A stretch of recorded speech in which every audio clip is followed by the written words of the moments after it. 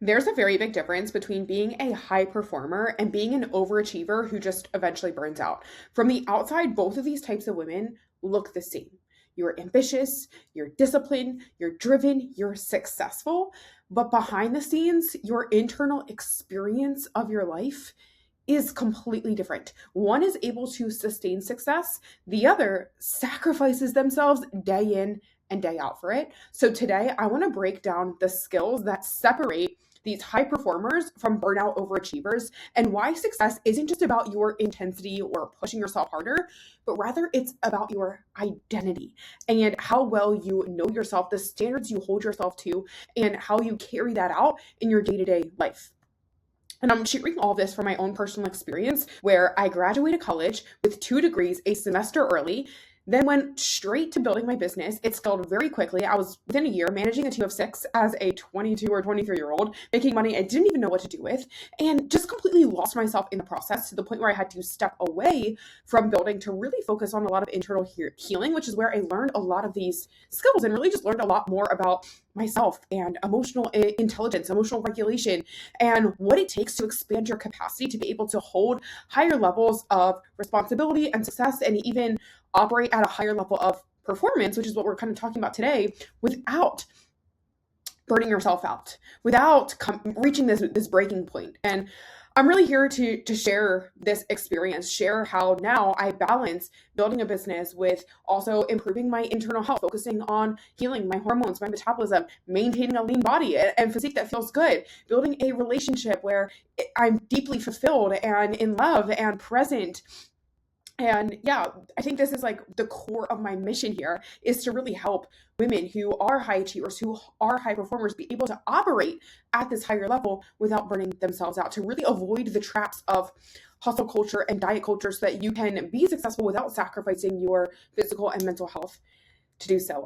Frankly, a lot of the women that I talk to, they are very successful in many areas of your life, every other area of your life, except for health in your body. Fitness, health in your body is the one area that you feel like doesn't reflect who you know yourself to be. And it's frustrating because you can figure it out in every other area and your discipline pays off in every other area except for your health journey, where you're working harder, you're trying harder, you're pushing more, even maybe think that your habits and your nutrition and your training are dialed in, but your body's not responding. And that's so frustrating. And it's because of all the internal stuff that we're going to talk about today. It's because hormones, metabolism, and things have become dysregulated. And so that is skill number one that I really want to talk about and spend a lot of time on. Skill number one is self-regulation that separates a high performer from a burnout overachiever. Before we even talk about some of the other habits or discipline or productivity, we really need to talk about the internal work, about self-regulation. This is the skill that most ambitious women never learn.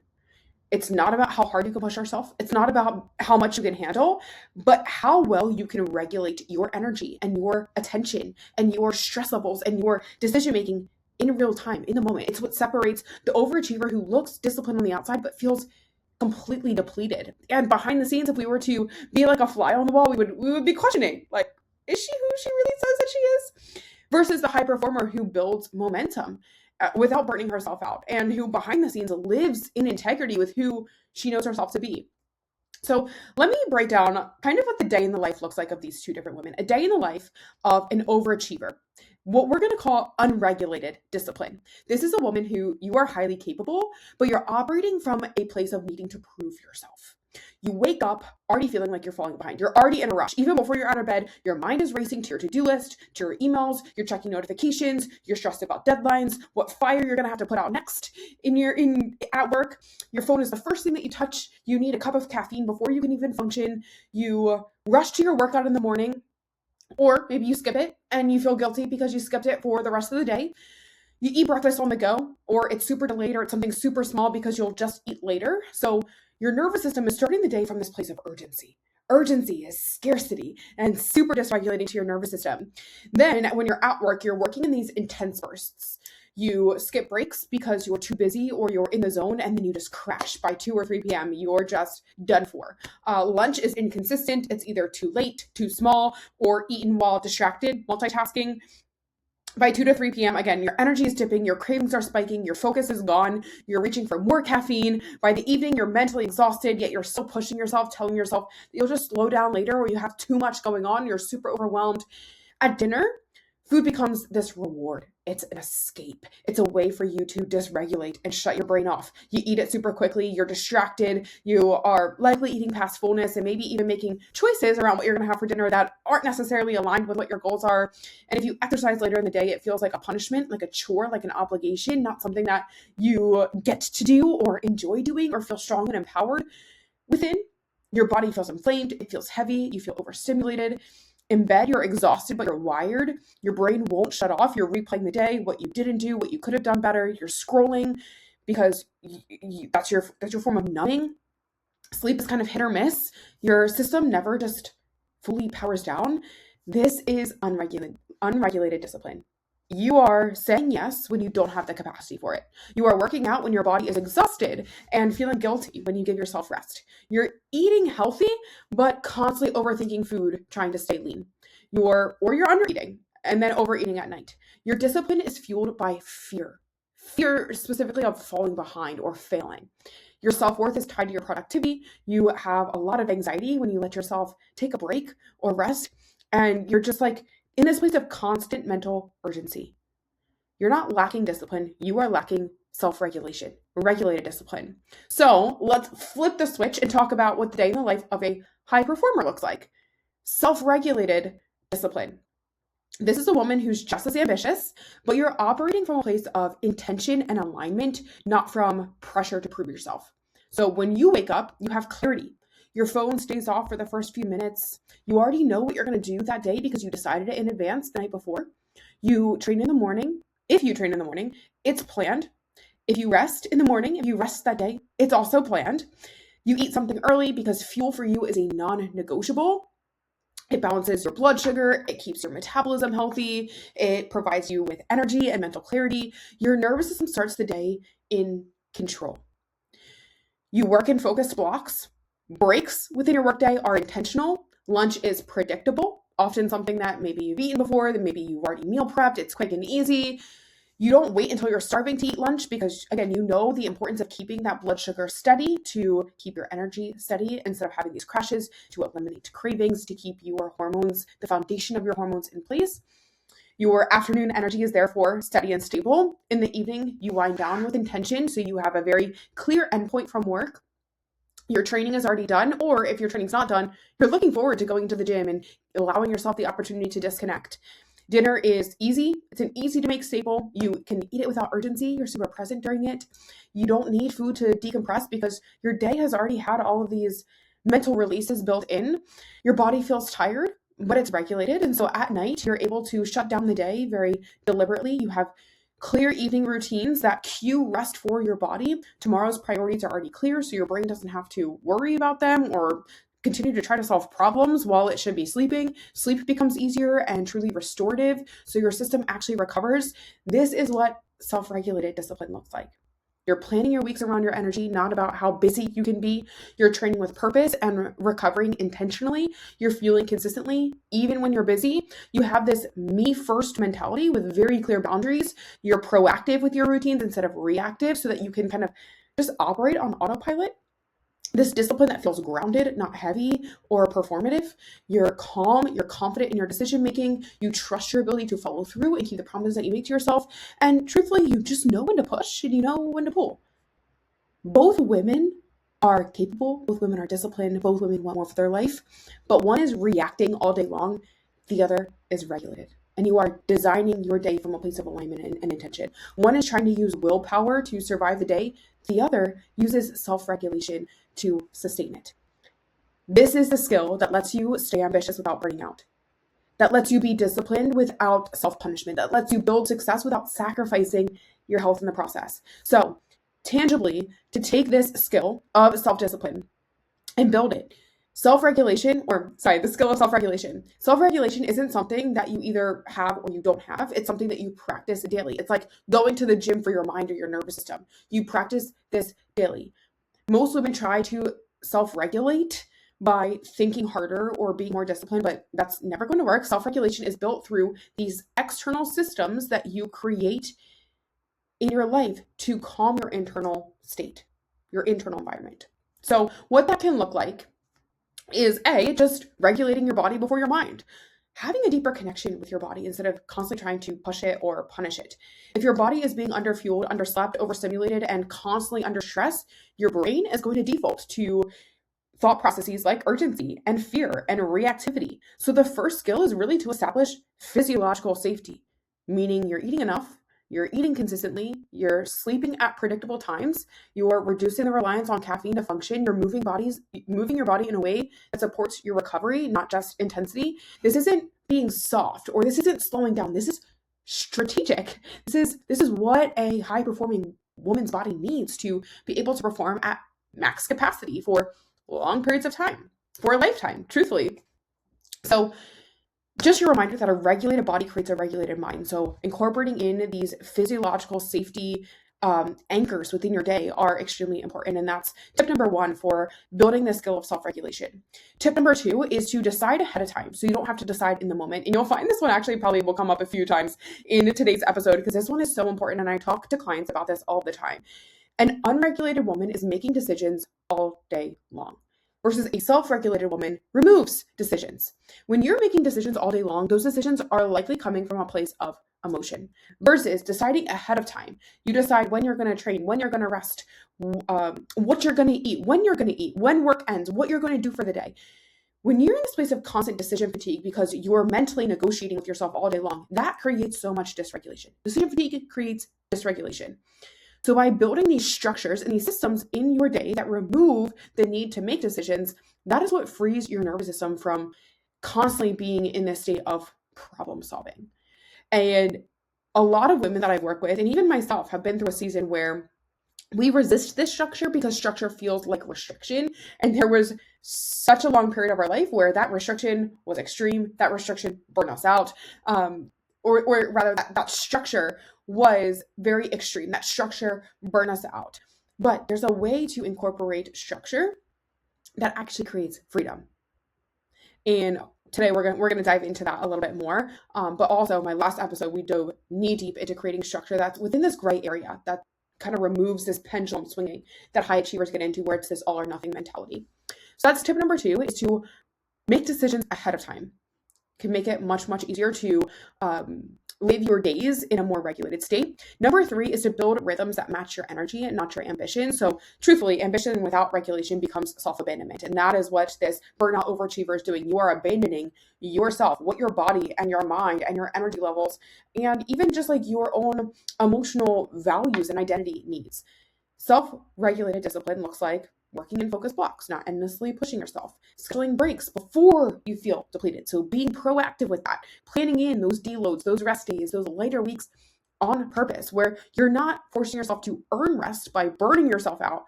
You are consciously and continuously protecting your capacity so you can keep showing up at a higher level.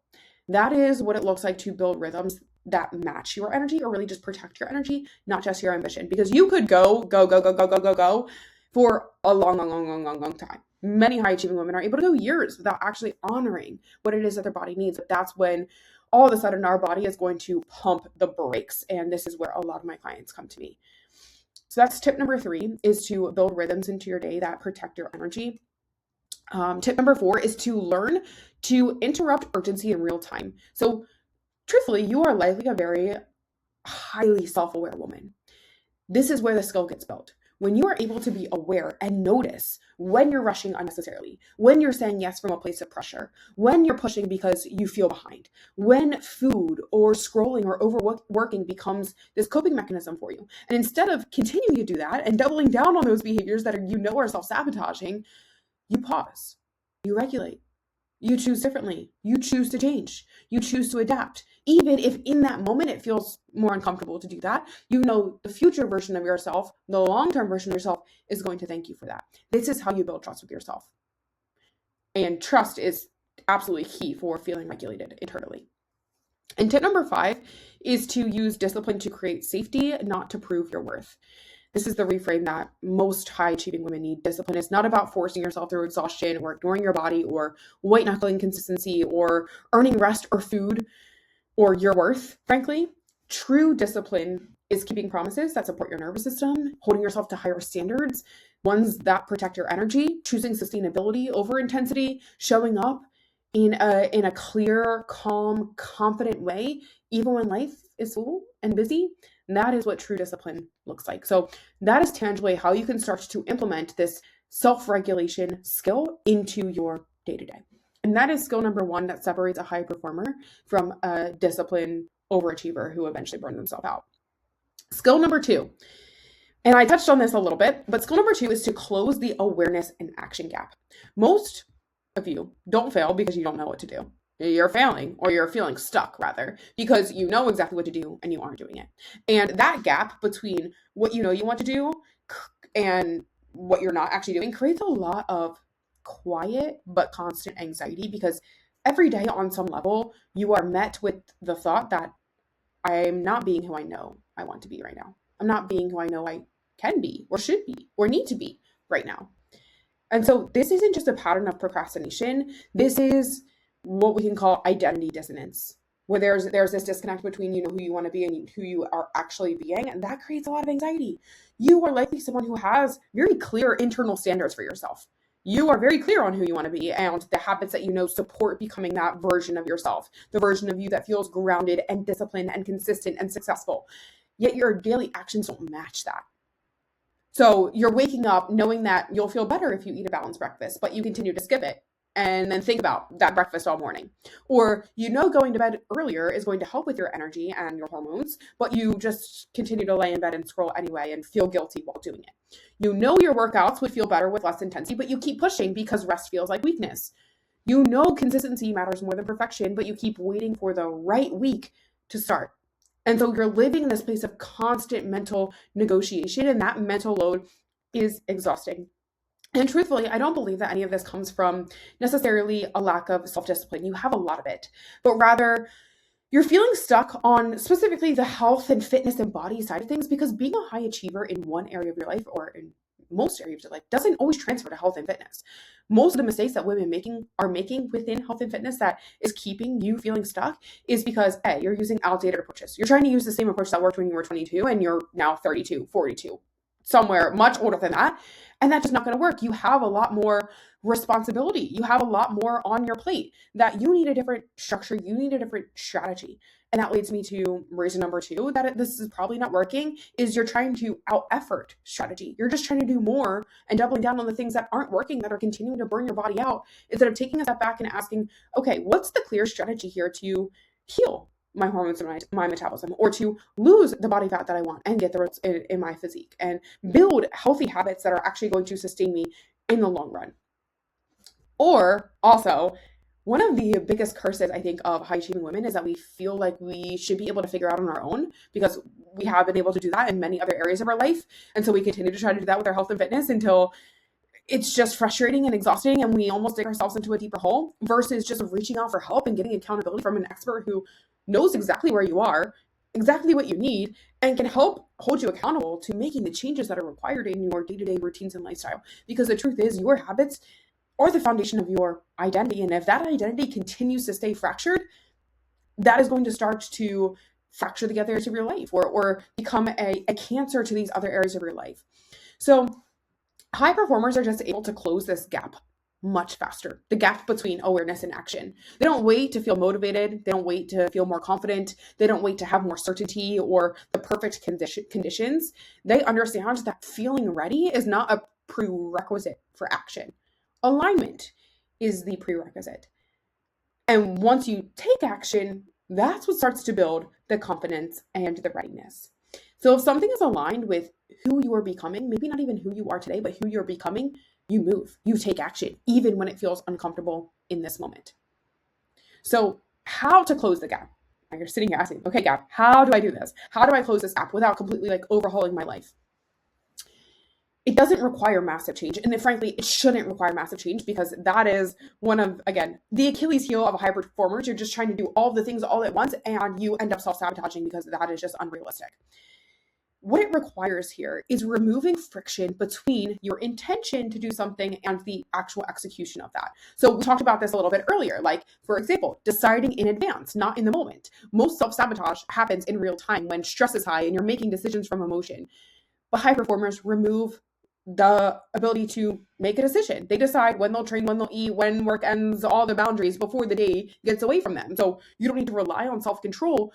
You just need fewer in the moment decisions when you're stressed and starting to negotiate with yourself. So decide ahead of time, make a plan, make a protocol, make a structure for what your day is going to look like, what your week is going to look like.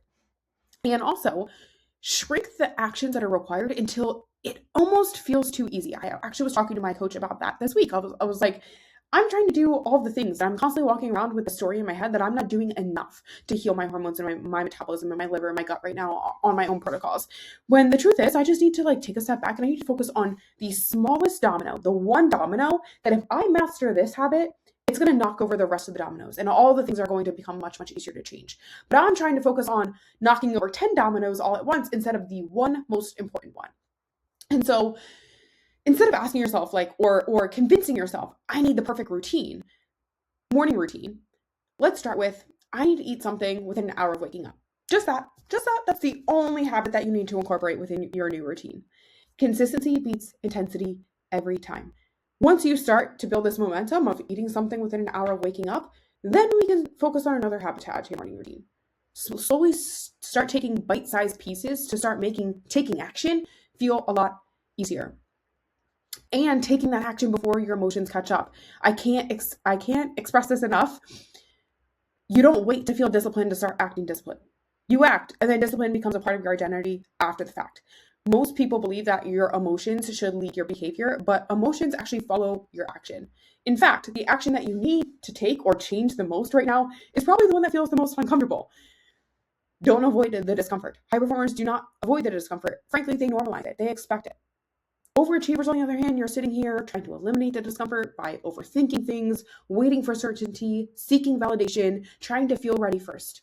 Instead of asking yourself, do I feel like doing this? High performers ask, how do I want to feel on the other side of this? They attach emotions to the state that they want to embody, the identity of who they're becoming, not the emotion that you're currently feeling stuck in. Follow your plan, not your feelings. I think that's the Layla Hermosi quote, who is the queen of high performance. So this is really how discipline stops feeling forced and starts feeling aligned for you. That is skill number 2, is closing the awareness and action gap.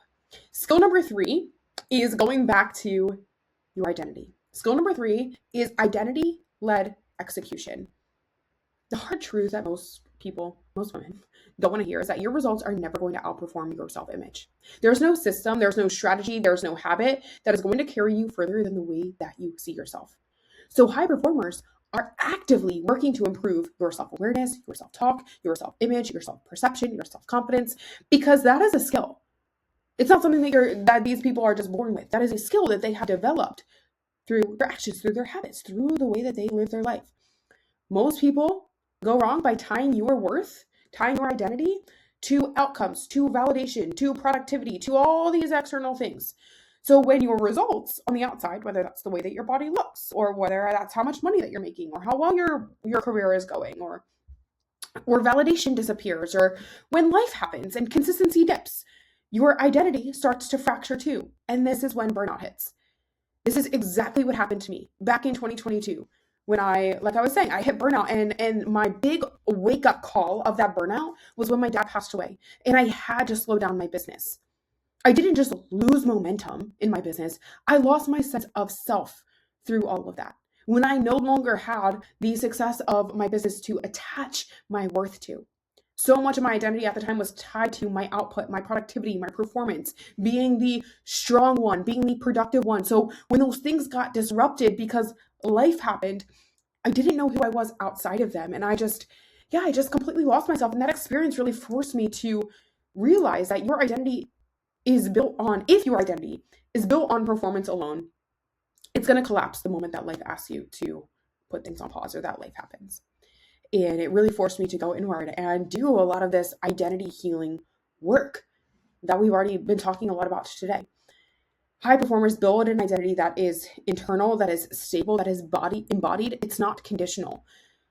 They don't wait for confidence. They create confidence through evidence. Evidence that doesn't just come from results alone, but that comes from how you're showing up, how you're taking care of your body consistently, how you're eating in a way that supports your energy and your hormones and your regulation, training to feel strong, not depleted, setting boundaries and actually keeping them, resting without guilt, choosing alignment over approval. These actions quietly say, I am someone that I can trust. And that's where real confidence is built. So this skill of identity-led execution, very simply put, means acting in alignment or acting in integrity, even when no one's watching. Who are you behind the scenes? And letting these actions of who you are behind the scenes shape your confidence, not the other way around. Not waiting until feel confident until your body changes or till you're making a certain amount of money. And really just being able to detach your worth from outcomes. Building a version of yourself that holds steady even when life fluctuates. I think it is a blessing and a curse that we, attach our identity so much to our success. So the reminder that I want you to take out of this is that you don't need to prove yourself. You just need to be yourself. Be who you already are. That's what makes the execution of the journey to success sustainable. So that is skill number 3. Skill number 4 is efficiency over extremes. High performers don't live in extremes. They're not about the use all or nothing mentalities. They don't overwork and then crash themselves. They don't restrict and then binge. They don't hustle and then disappear for a bit. They prioritize things like delayed gratification, understanding that it is a compound impact of all the little things that add up to higher levels of achievement. They prioritize energy management. They prioritize ruthless prioritization of their tasks, of their calendar, of their schedule, of their values. They ask what's going to actually move the needle versus what's impressive, what looks good on the outside versus what's actually fulfilling and aligned for the direction that I'm going in my life and who I am becoming. Efficiency beats intensity every time.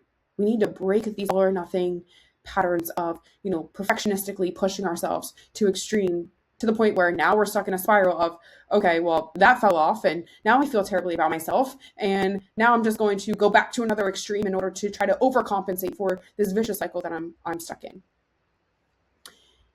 It's like a great example of this is women trying to lose weight the right way after burnout. The extreme approach is, you're trying to train 6 days a week, you're eating super clean, you're cutting out carbs, you're being disciplined again.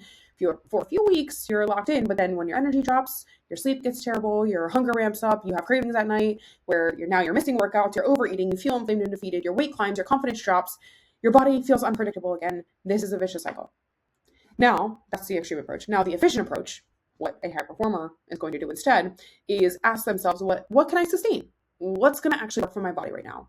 So instead of extremes, she chooses efficiency, training 3 to 4 days a week, consistently, not 6 times, sporadically. Walking daily instead of adding more high intensity cardio. Eating enough to support your energy before chasing fat loss. Repeating meals to reduce decision fatigue. Tracking to have the data of how is my body actually responding to how much I'm eating. And am I actually being as consistent as I need, as required to see the results that I want in my physique? Prioritizing sleep over late night workouts or late night work sessions. Letting go of perfect with nutrition or macros in favor of staying consistent. None of this looks flashy on the outside, but it's what works. It's what stabilizes your energy. It's what normalizes your hunger cues, reduces the food noise, and where your body becomes predictable because your system internally is regulated and fat loss actually becomes possible again. Efficiency is what respects your nervous system, your hormone signaling, your recovery capacity, your metabolic adaptation. Extreme inputs are stress spikes. Efficient inputs are reliable signals that allows the body to respond reliably. So, takeaway from this skill number 4, is doing less but better. Choosing consistency over intensity. Letting go of these ego-driven habits where you're trying to push yourself as hard as possible for a short period of time to get the results that you want, and then it all goes away after 3 months when that was unsustainable. Make progress boring enough to sustain, truthfully. Not about how hard you can push yourself, how predictable and repeatable are your actions, are your habits. That's what I want you to take away from skill number 4. Skill number 5, data-driven, not avoidance-driven. High performers use data to inform their decisions, not to punish themselves. Not looking at the numbers like your nutrition or your macros or the number on the scale to decide if you're doing good enough. You're going to look at them to understand what's actually happening in my body. Let's pay attention to the patterns, to the feedback, to the trends, to the results over time. And based off of this data, that's how I'm going to adjust my habits and my routines and my plan and my protocols and my strategy without any attachment to it. A high performer is going to notice her weight hasn't changed in 3 weeks. Her energy dips in the afternoon. Her hunger is the highest late at night. Her workouts feel harder than it should. And instead of spiraling or making this mean something about you, you're going to ask yourself, what is this data telling me? Maybe you realize you're under eating earlier in the day and that's why you're hungry at night. Maybe you realize your steps dropped without you noticing because you got super busy. Maybe you recognize your sleep's been inconsistent and that's why you have some higher cravings or you feel a little bit inflamed. Maybe you recognize that stress has been higher than usual and that's why the number on the scale has been holding higher than usual. So you adjust. You start to add food a little bit earlier in the day. You start to pull back on your training volume to give yourself the more opportunity for recovery. You start protecting boundaries. So you're actually sleeping 7 to 8 hours a night.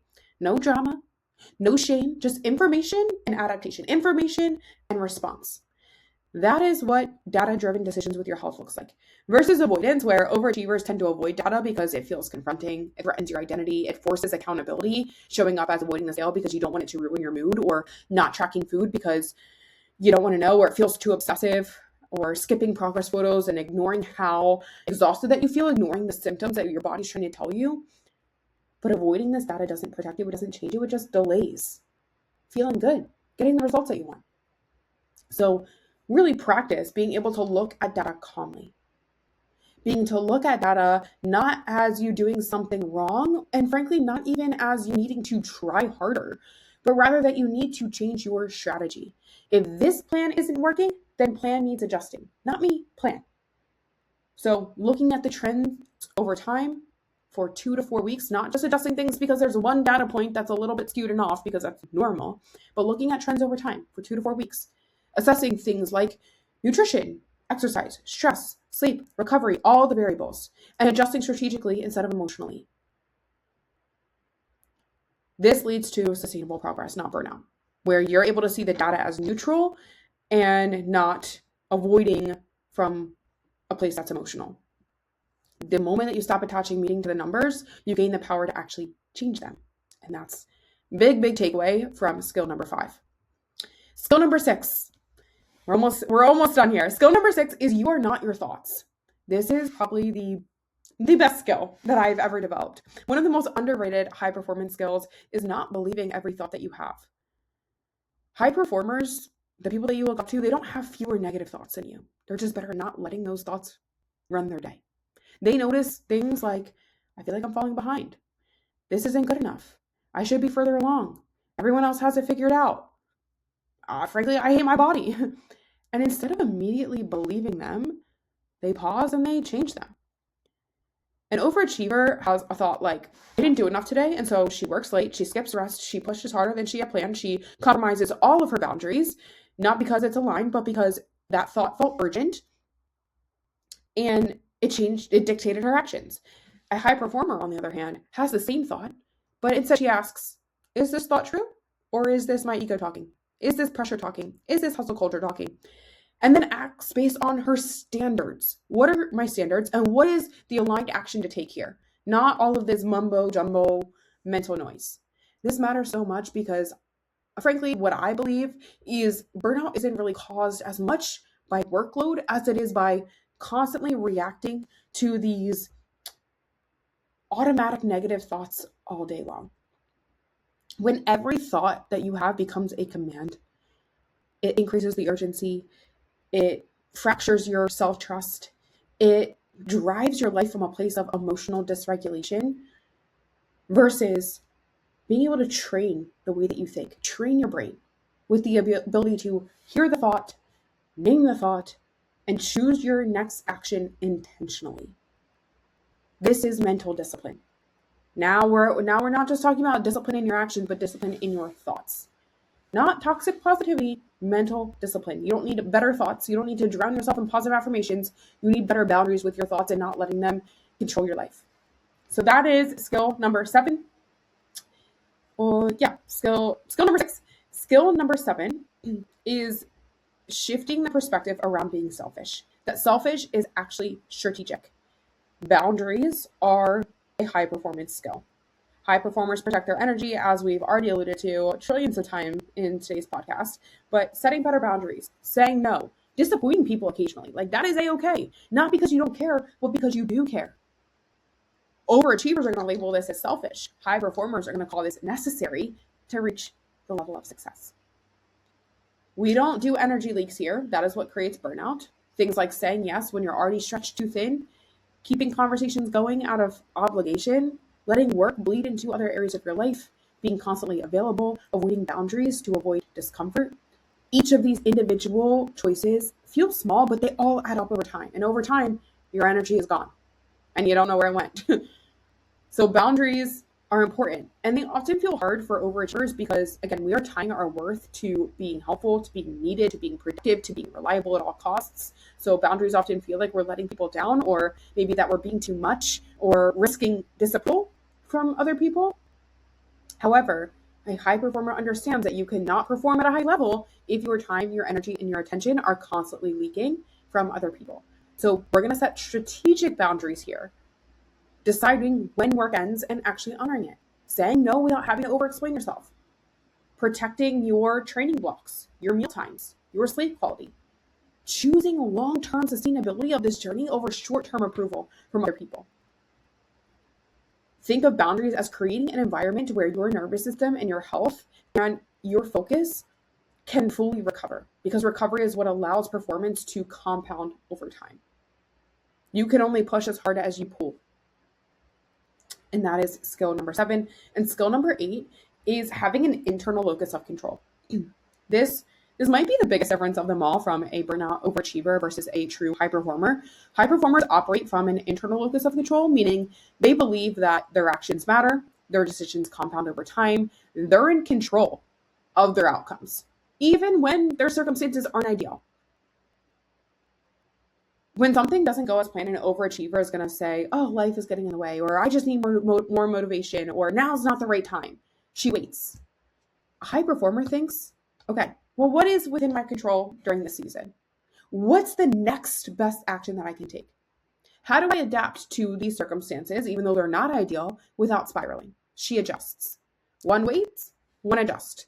One spirals, one pivots.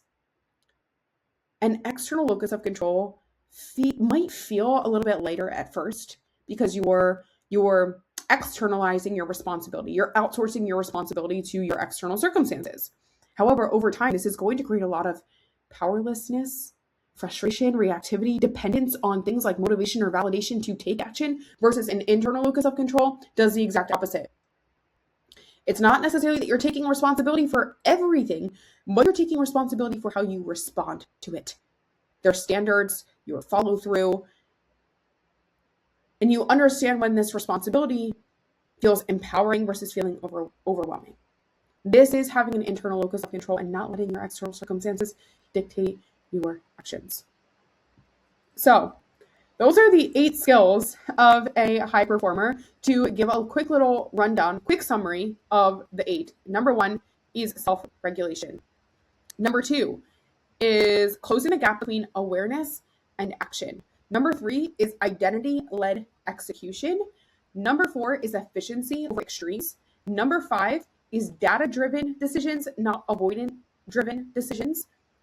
Number 6 is you are not your thoughts. Number 7 is selfish is actually a strategy. And number 8 is to develop an internal locus of control. My biggest takeaway from today's episode is that high performance isn't about doing more. It's not about chasing success. It's building skills to sustain it. And these are some of the skills that I have learned within my own journey that I hope you find helpful for you as well. I hope this episode was helpful for you guys. It was a little bit of a longer one, but I'm super passionate about this topic and really just creating a life that supports your ability to reach your full potential. So thank you guys so much for tuning in, and I'll talk to you next one. Bye.